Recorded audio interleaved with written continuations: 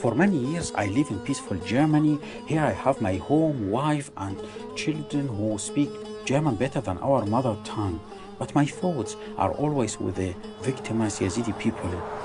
Yazidi is a peaceful, small community. They live mainly in northern Iraq. We have our own culture and religion. That's why Islamic extremists oppress us for 100 years. Saddam regime forcibly registered the Yazidis as Arab. Since my childhood, I saw how the Yazidis were discriminated. I was at the university active in a student group for the rights of the Yazidis. Saddam regime, they arrest my father and brother for more than 1 year for this political engagement that I had. And I had to escape. And then I decided to leave Iraq at all. So I came to Germany in 1995.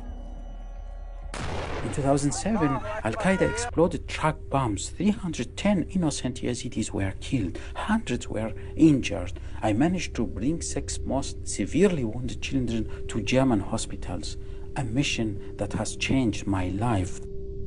We established a small NGO called Luftbrücke Iraq, which means Air Bridge Iraq. Our goal was to treat victims of terror in Germany. I decided to fight terrorism with our humanity whenever I can till now.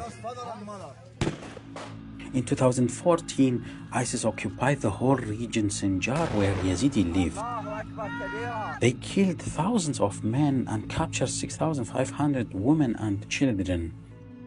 About 170,000 Yazidis escaped to the Mount Sinjar, the place for 20,000 maximum. So the humanitarian crisis started. We asked the Iraqi government to help the victims.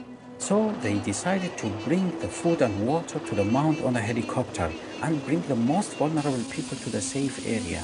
I knew all these areas of region Sinjar, and I volunteered to fly with a helicopter.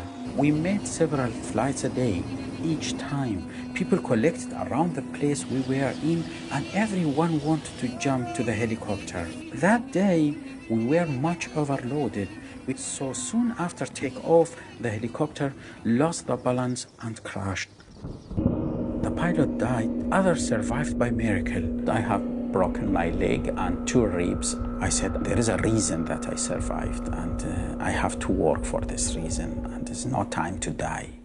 First week, within the wheelchair, I went to Geneva and participated in the special session of Human Rights Council. I asked, with tears in my eye, to help the captured Yazidi women and children. Yazidi girls were sex slaves. ISIS established systematically slavery market and slavery procedure, and women were used as slaves like 1,000 years ago.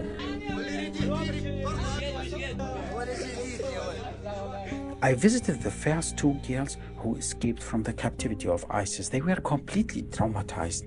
Their husbands and fathers were killed. They have been sold many times.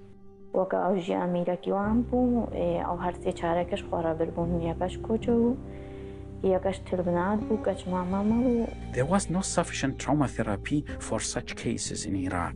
I encouraged Western countries to help these women, and German government agreed to welcome 1,100 ex-ISIS slaves. I interviewed hundreds of them, and I was completely finished from inside. I couldn't sleep in the night. I had nightmares. I was crying every day. Lamia and 2 other girls tried to escape from ISIS, but 1 girl pressed on the landmine. It killed both girls. Lamia was completely burned and blind.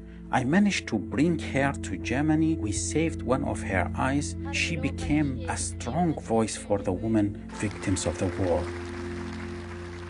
On the 3rd of August, we gathered to commemorate the anniversary of Yazidi genocide. This day, ISIS occupied our land. I am trying to encourage international community to establish special court to recognize Yazidi genocide. Unfortunately, after the Armenian genocide and then the Jews genocide, everybody said never again. But it has happened. I have a dream to change the world so the genocide will never happen again.